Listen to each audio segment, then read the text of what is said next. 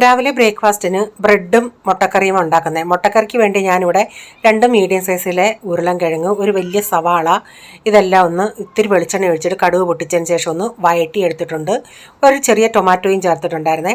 എന്നിട്ട് അത് വഴന്ന് വന്നുടനെ, ഉരുളൻകിഴങ്ങൊക്കെ നന്നായി വെന്ത് വന്നുടനെ ഇതിലേക്ക് 1/2 ടീസ്പൂൺ മഞ്ഞൾപ്പൊടി, 1 ടീസ്പൂൺ മല്ലിപ്പൊടി, 1 ടീസ്പൂൺ മുളക് പൊടി, 1/2 ടീസ്പൂൺ ഗരം മസാല, ഇതെല്ലാം കൂടെ ചേർത്തിട്ട് അതിൻ്റെ മസാലയുടെ പച്ചമണം പോകുന്നിടം വരെ ഒന്ന് നന്നായി മിക്സ് ചെയ്തിട്ട് കുറച്ച് നേരം ഒന്ന് അടച്ചു കൊടുത്തു. ആവശ്യത്തിനുള്ള ഉപ്പ് ചേർത്താൽ ഇതൊന്ന് വഴറ്റിയവേ. അപ്പോൾ അതിനുശേഷം പിന്നെ കുറച്ച് ചൂടുവെള്ളമാണ് ഞാൻ ഒഴിച്ചു കൊടുത്തത്. ആവശ്യത്തിനുള്ള ചാറ് അതിനായിട്ടുള്ള ചൂടുവെള്ളം ഒഴിച്ചു കൊടുത്തിട്ടുണ്ട്. എന്നിട്ട് അതൊന്ന് വീണ്ടും ഒന്ന് തിളച്ച് വറ്റി വരാനായിട്ട് ഞാനൊന്ന് അടപ്പത്ത് വീണ്ടും വെച്ചിട്ടുണ്ട്. അപ്പം ഞാൻ മുട്ടയൊക്കെ ഇടുന്ന ലാസ്റ്റ് സ്റ്റേജ് എനിക്ക് ആ ക്ലിപ്പ് എടുക്കാൻ പറ്റിയില്ല.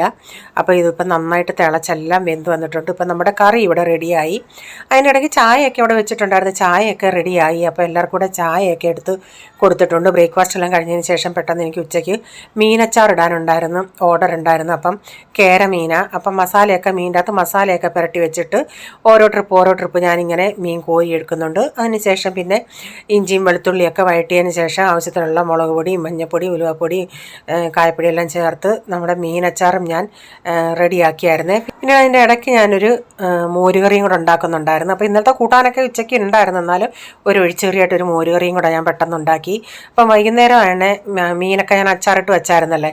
അപ്പോൾ അതെല്ലാം ഒന്ന് നന്നായി സെറ്റായിട്ടുണ്ട്. അതെല്ലാം ഒന്ന് ഇനി ഒന്ന് മിക്സ് ചെയ്തിട്ട് നാളെ അത് പിന്നെ ബോട്ടുകളിലാക്കും.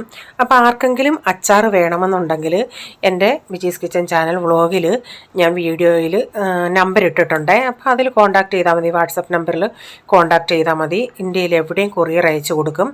അപ്പം മീനൊക്കെ അച്ചാറൊക്കെ ഇവിടെ സെറ്റായിട്ടുണ്ട്.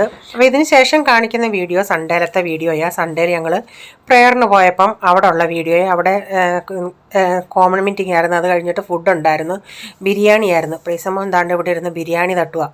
രാവിലെ ഒന്നും കഴിക്കാതെ പോയത്. ഇപ്പം സമയം ഒരു 1:30 കഴിഞ്ഞിട്ടുണ്ട്. അപ്പോൾ ആശാനാകെ വിശന്നൂപ്പാടായി. അവന് ലെഗ് പീസ് ഭയങ്കര ഇഷ്ടമാണ്. അതുപോലെ അവന് ആ ബിരിയാണിക്കകത്ത് ലെഗ് പീസ് ഉണ്ടായിരുന്നു. അപ്പോൾ ആളിരുന്ന് ബിരിയാണി കഴിക്കുക. എന്നിട്ട് ഞങ്ങൾ വന്ന വഴിക്ക് ഇവിടെ ഞങ്ങൾ ഡബിൾ റൊട്ടി എന്ന് പറയും, ദാബേലി എന്ന് പറയും. അത് ഈ പാവിൻ്റെ അകത്ത് അവരൊരു ഉണ്ടാക്കുന്ന ഒരു മിക്സിങ്ങാണ്. അതിൻ്റെ മുകളിൽ നമ്മുടെ ഈ മാതള നാരങ്ങയുടെ അല്ലിയൊക്കെ ഇട്ടിട്ടുണ്ട്. എന്നിട്ട് ഇതിൻ്റെ അകത്ത് സവാളയും കപ്പലണ്ടിയും എല്ലാം കൂടെ ചേർത്തിട്ട് അവർ ഒരു സേവിൻ്റെ അകത്ത് മുക്കിയിട്ട് പിന്നെ അത് നെയ്യിൻ്റെ അകത്ത് ഇങ്ങനെ തവയ്ക്കകത്ത് വെച്ച് ചുട്ട് തരും. ഇങ്ങനെ ഒന്ന് ചൂടാക്കി തരും. അടിപൊളി ടേസ്റ്റാണ്. അപ്പോൾ ഈ വീഡിയോയിലെ വിശേഷങ്ങൾ ഇതൊക്കെയായിരുന്നേ.